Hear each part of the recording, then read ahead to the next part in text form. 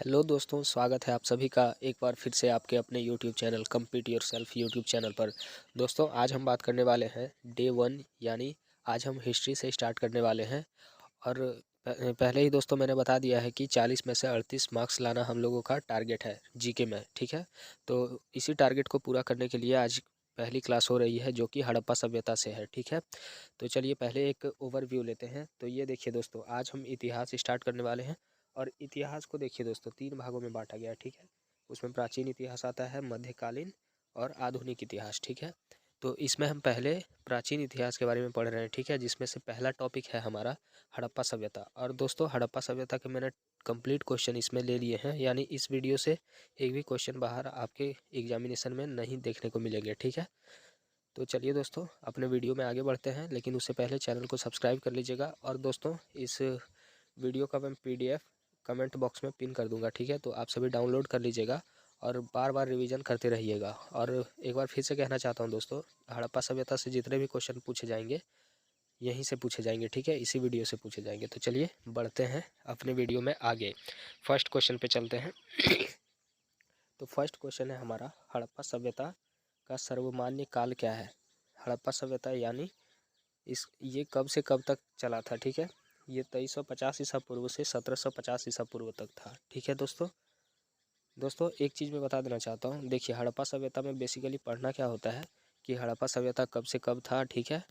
और इस सभ्यता में लोगों के क्या क्या विशेषताएं थी, ठीक है। ये क्या किया करते थे, ये कृषि करते थे, कौन सा करते थे, इनके क्या बिजनेसेस थे, ठीक है। इनके क्या कौन से जगह थे और इनकी खोज किसने की थी, ठीक है। तो चलिए दोस्तों आगे बढ़ते हैं क्वेश्चन में, नेक्स्ट क्वेश्चन पे बढ़ते हैं। नेक्स्ट क्वेश्चन है हमारा, किसने हड़प्पा को सुमेरियन सभ्यता का उपनिवेश कहा था। तो व्हीलर ने कहा था, ठीक है। एक बार फिर से देखिए, किसने हड़प्पा सभ्यता को सुमेरियन सभ्यता का उपनिवेश कहा था। तो ये व्हीलर ने कहा था, ठीक है। ठीक है दोस्तों, चलिए नेक्स्ट क्वेश्चन पे बढ़ते हैं। हड़प्पा सभ्यता को सिंधु सभ्यता किसने कहा था। सर जॉन मार्शल ने। दोस्तों एक चीज़ और बताना चाहता हूँ, हड़प्पा को सिंधु सभ्यता के नाम से भी जाना जाता है, ठीक है। तो सिंधु सभ्यता कहने वाले में पहले व्यक्ति कौन थे, तो उनका नाम था सर जॉन मार्शल, जिन्होंने हड़प्पा को पहली बार सिंधु सभ्यता कहकर पुकारा था, ठीक है। नेक्स्ट क्वेश्चन पे बढ़ते हैं। हड़प्पा सभ्यता की खोज किसने की थी। हड़प्पा सभ्यता की खोज राय बहादुर दयाराम साहनी ने की थी, ठीक है। और ये 1921 में खोज की गई थी, ठीक है। ये खुदाई के दौरान पाया गया था, ठीक है दोस्तों। चलिए नेक्स्ट क्वेश्चन पे बढ़ते हैं। नेक्स्ट क्वेश्चन है हमारा, मोहनजोदड़ो की खोज किसने की थी, ठीक है। किसने किया था, तो ये राखलदास बनर्जी ने किया था। और ये मोहनजोदड़ो की खोज 1922 में हुई थी, ठीक है। एक बार फिर से देखिए, मोहनजोदड़ो की खोज किसने की है, ठीक है। तो मोहनजोदड़ो की खोज राखलदास बनर्जी ने किया था और 1922 में किया गया था, ठीक है। चलिए दोस्तों नेक्स्ट क्वेश्चन पे बढ़ते हैं। सिंधु सभ्यता को किस युग में रखा गया है, तो ये कांस्य युग में रखा गया है, ठीक है। सिंधु सभ्यता को किस युग में रखा गया है, कांस्य युग में रखा गया है। इसे ब्रॉन्ज एज में भी बोला जाता है, ठीक है, इंग्लिश में। देखिए सिंधु सभ्यता की लिपि क्या थी। सिंधु सभ्यता की लिपि कौन सी थी, तो वो थी भाव चित्रात्मक, ठीक है। नेक्स्ट क्वेश्चन पे चलते हैं। सिंधु सभ्यता के लोगों के नगरों के निर्माण के लिए कौन सी पद्धति अपनाई, ठीक है। एक मिनट, देखिए दोस्तों एक बार फिर से क्वेश्चन को देखिए। सिंधु सभ्यता के लोगों ने नगरों के निर्माण के लिए कौन सी पद्धति अपनाई थी, ठीक है। तो उन्होंने ग्रिड पद्धति अपनाई थी, ठीक है। चलिए नेक्स्ट क्वेश्चन पे चलते हैं। नेक्स्ट क्वेश्चन है हमारा, सिंधु सभ्यता में घरों के दरवाजे लोथल को छोड़कर, ये देखिए दोस्तों ये एक पॉइंट है, इसे आप एज इट इज़ याद कर लीजिएगा, ठीक है।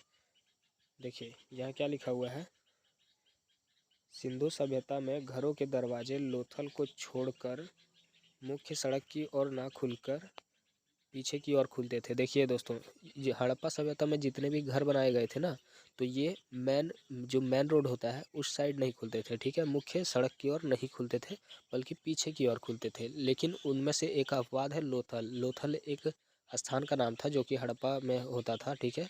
और वो अब वर्तमान के गुजरात में पड़ता है। तो लोथल में ही एक ऐसा घर था जो मुख्य द्वार की ओर खुलते थे, लेकिन बाकी हड़प्पा के जितने भी घर थे उनके दरवाजे पीछे वाली सड़क की ओर यानी मुख्य सड़क की ओर ना खुलकर पीछे की ओर खुला करते थे, ठीक है। चलिए नेक्स्ट क्वेश्चन पे चलते हैं। हड़प्पा सभ्यता का सभ्यता का मुख्य फसलें थी। हड़प्पा सभ्यता के लोग देखिए मुख्य तौर पर गेहूँ और जौ की फसल किया करते थे। ठीक है, चलिए नेक्स्ट क्वेश्चन पे बढ़ते हैं।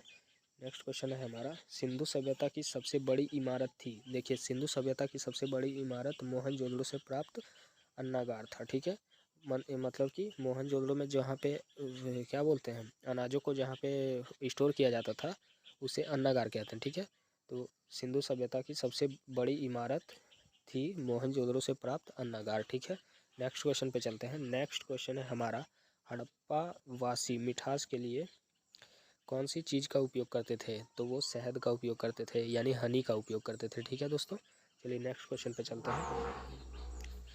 नेक्स्ट क्वेश्चन पे चलते हैं। देखिए, और ये एक पॉइंट है, ठीक है, इस पॉइंट को याद कर लीजिएगा। देखिए, हड़प्पा वासी द्वारा किए जाने वाली पूजा, ये कुछ पूजा भी किया करते थे जो कुछ इस प्रकार है।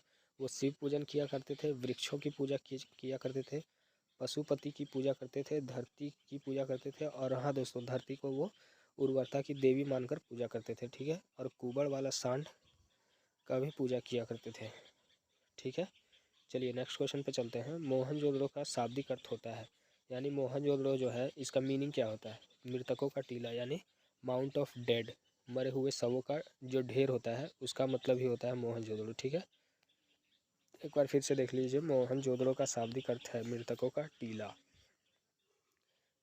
देखिए नेक्स्ट क्वेश्चन है, आग में पकी मिट्टी की मोहरों को क्या कहा जाता था?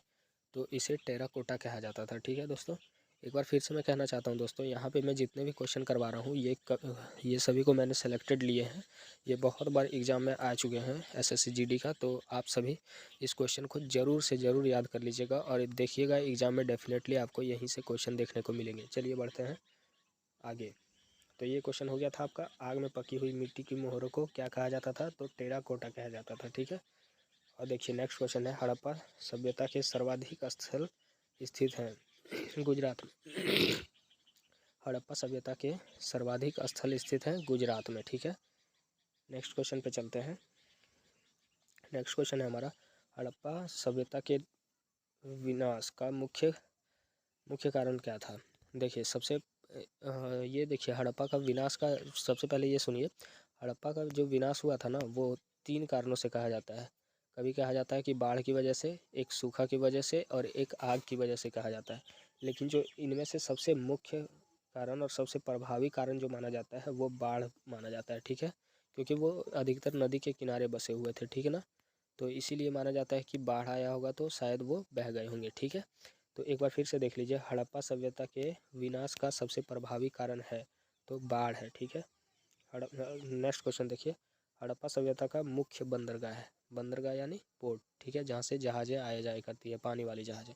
ठीक है, तो लोथल जो कि अब गुजरात में पड़ता है। तो ऐसे भी क्वेश्चन पूछता है कि लोथल वर्तमान में कहाँ स्थित है, तो आप गुजरात को टिक करिएगा। ठीक है, एक बार फिर से देख लीजिए क्वेश्चन, हड़प्पा सभ्यता का मुख्य बंदरगाह है लोथल। ओके ओके, तो ये देखिए यहाँ तक थे दोस्तों, कंप्लीट हो गए क्वेश्चन। और एक बार आप फिर से रिवीजन और कर लीजिएगा। ठीक है, और इस पीडीएफ को निकाल लीजिएगा, डाउनलोड कर लीजिएगा और रिवीजन करते ही रहना है दोस्तों। यकीन मानिए क्वेश्चन यहीं से देखने को मिलेंगे। ठीक है, और कल हम क्वेश्चन करने वाले हैं वैदिक सभ्यता के ऊपर। यहाँ पे आपको डेली टॉपिक वाइज क्लासेस मिलेंगी। पहले हम हिस्ट्री कंप्लीट कर रहे हैं, फिर जियोग्राफी करेंगे, फिर पॉलिटी के क्वेश्चन करेंगे, फिर इकोनॉमिक्स, फिर साइंस, ओके, फिर करंट अफेयर। यानी मैं कंप्लीट आपको क्लासेस देने वाला हूँ और मैं वादा करता हूँ कि 40 में से 38 पक्का आएगा अगर आप इस क्लासेस को फॉलो करते जाते हो और सारे क्वेश्चन आपको एज इट इज़ याद हो जाए तो। ठीक है, तो चलिए दोस्तों, मिलते हैं नेक्स्ट वीडियो में। लेकिन हाँ दोस्तों, वीडियो को ज़रूर लाइक कीजिएगा, चैनल को सब्सक्राइब कर लीजिएगा और दोस्तों में शेयर ज़रूर कीजिएगा। Thank you so much.